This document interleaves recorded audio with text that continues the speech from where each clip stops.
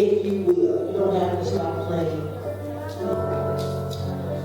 Turn with me to Acts 1 and 8.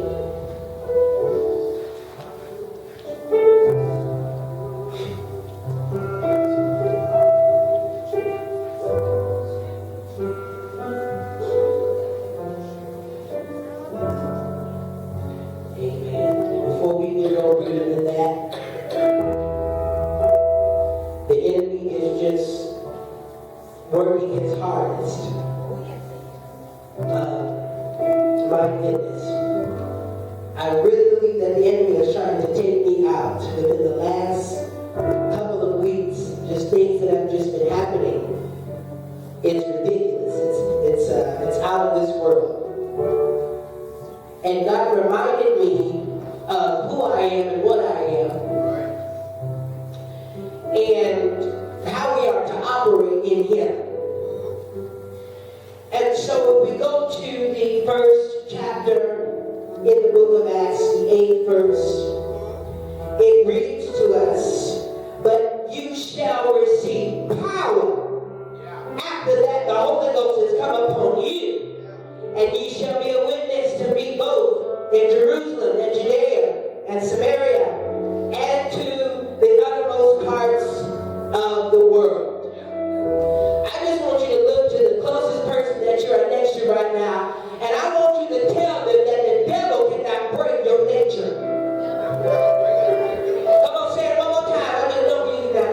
I want you to say it like you mean it. The devil cannot break my nature. Oh, come on. Let's give God a hand praise right now. Hallelujah. Amen. I'm feeling right Pentecostal today, so y'all might see me run or do a flip or something. I don't know. But the enemy is just really busy, and what he is trying to do is trying to draw in the illusion as if he has any kind of power at all. If he has any influence of what happens in and outside of your life, he wants to try to create an illusion to you even now in this season of your life to let you know that who you are in God is not true. Now we know that God has given us victory through His Word. We are saved, blood-bought, baptized in His name, and have been a recipient of His Holy Ghost.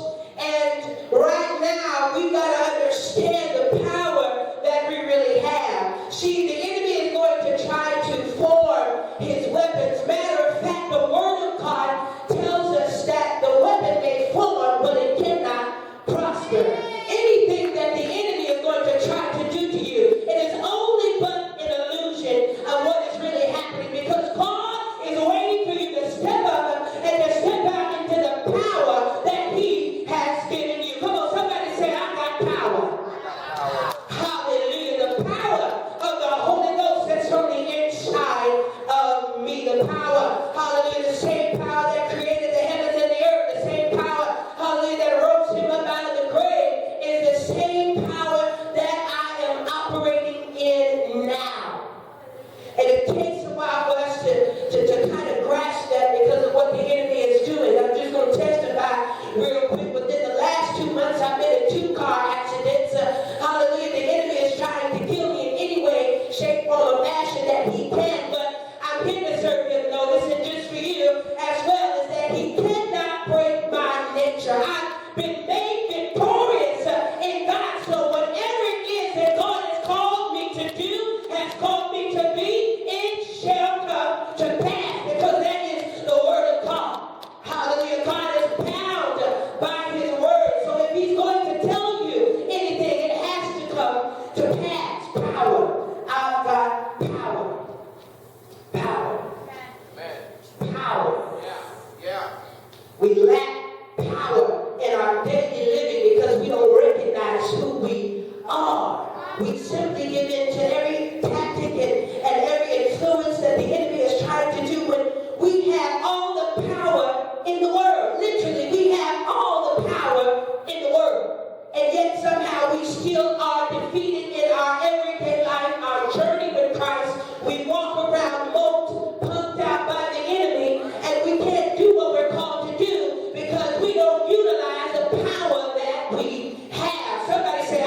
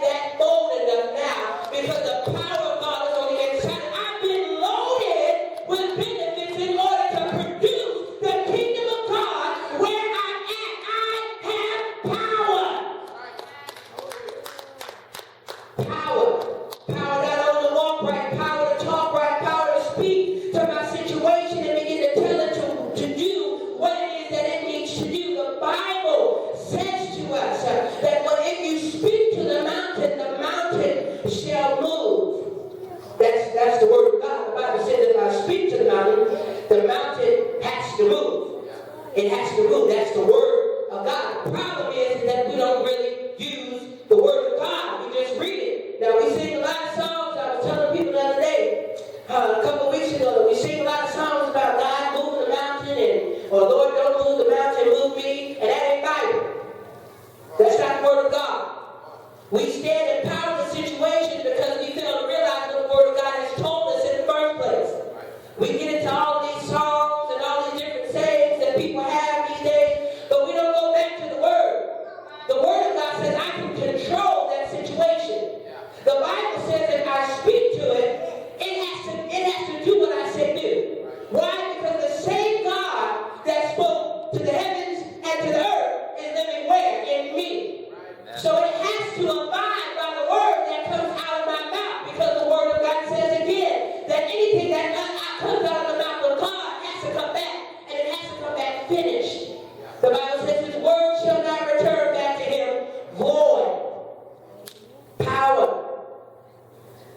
The devil cannot break your nature. In this season, you got to understand, if you come against any adversity, any trial or tribulation, you got to understand that it's only an illusion of what the enemy is trying to make you think is happening. You have power on the inside of you that is telling you that you can't make it. The Bible decrees and declares that you yourself are more than a conqueror.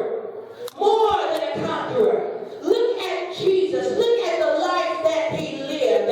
Everything came against him. Everything tried to destroy him. But you know what he said? He said to them, he says in 3 days. He said, you do whatever you got to do. He said, I don't care. He was at the Garden of Gethsemane. He didn't want to do it, but he said he's going to do it because he loved us. And he said, you know what? You got 3 days, devil. That's all you got. I'm going to rise up. I'm going to come back up. And they didn't really understand what he was talking about, because he's talking in a parable. He said the tabernacle is going to be revealed. So it's going to come up again in 3 days. In 3 days' time. And the enemy tried to do everything he possibly could. And that's what the enemy is doing to you right now, because you are in your 3-day period, your 3-day process. It may not be literally 3 days, but you are in your process from going to where you are and becoming the conqueror that you will be. You're in your 3-day process right now. The enemy is trying to do everything he can to hinder your process. He's got people talking to you. He's got situations coming against you, trying to make you feel that you are nothing and you have no power. But what you need to tell the devil tonight is that, devil, you cannot break my nature. Because I am the called of God. I am the elect of Jesus Christ. You cannot break my nature. You can't kill me. You cannot destroy me, because the power on the inside of me tells me otherwise. The same power tells me, hallelujah, that I can rise up and I can walk again. The same power tells me that I can do all things in Christ Jesus that strengthens me. The same power. It is that, the power of the Holy Ghost. You cannot afford to allow the devil to break your nature. You cannot allow the devil to break your praise. You cannot allow the devil to break your worship. But you must break through. It's your time. It is your season. It is the very essence of who you are that God is building up the man and woman of God He has called you to be. Whether you are an evangelist, a prophet, an apostle, a pastor, a teacher, or just a saint that's been empowered by Him, He is raising you up. God is getting ready to take First Apostolic Church where we've never been before, where we never even imagined. We are getting ready to go to that place where we cannot afford to allow the devil to break our nature. I'm calling God. If I speak to something, it has to come. It has to obey me. The Bible says that the enemy is under my feet. He is under my feet, and that's where he needs to stay. God has given me instructions in the Word. He's given us the instruction in the Word of how to be successful in this walk.